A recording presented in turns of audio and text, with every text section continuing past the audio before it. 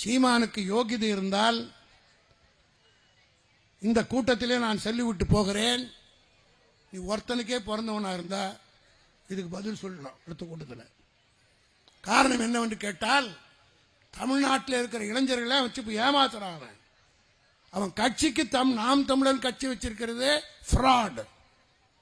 சட்டப்படி பார்த்தால் அந்த பேரை வைக்கக்கூடாது. இங்க இருக்கிற மூத்தவர்கள் ஒரு 67 கட்சியில் இருந்தவர்களுக்கெல்லாம் தெரியும்.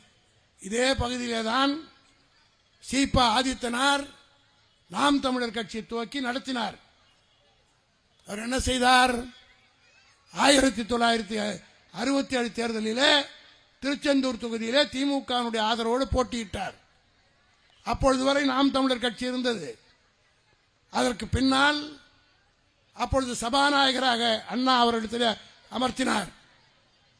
கலைஞர் முதலமைச்சரானவுடன் அவர் சபாநாயகராக இருந்த ஆதித்தனார் இதை பத்திரிகையாளர்கள் அருள் கூர்ந்து இதை கேட்டு, நாளைக்கு அவன் எங்கேயாவது சீமான் வந்தா இந்த கேள்விக்கு பதில் தைரியமா கேட்கணும். நாம் தமிழர் கட்சியை சீபா ஆதித்தனார் 1969 திமுகவிலே இணைத்து விட்டார். கட்சி கலைக்கப்பட்டு விட்டது.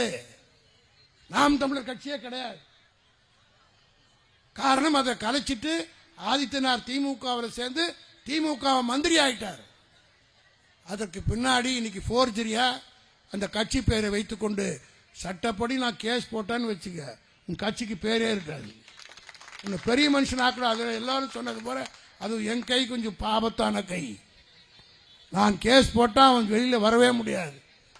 இதில் நான் நீதிமன்றத்துக்கு சென்று நீ ஃப்ராடுத்தனமா இந்த பேரை வச்சிருக்கிற, ஏற்கனவே திமுக மர்ஜர் ஆகிவிட்டது, நாம் தமிழர் கட்சி திமுகவில் இணைக்கப்பட்டு விட்டது, இப்போ எப்படி அந்த பேரை வச்சு நீ கட்சி நடத்துற?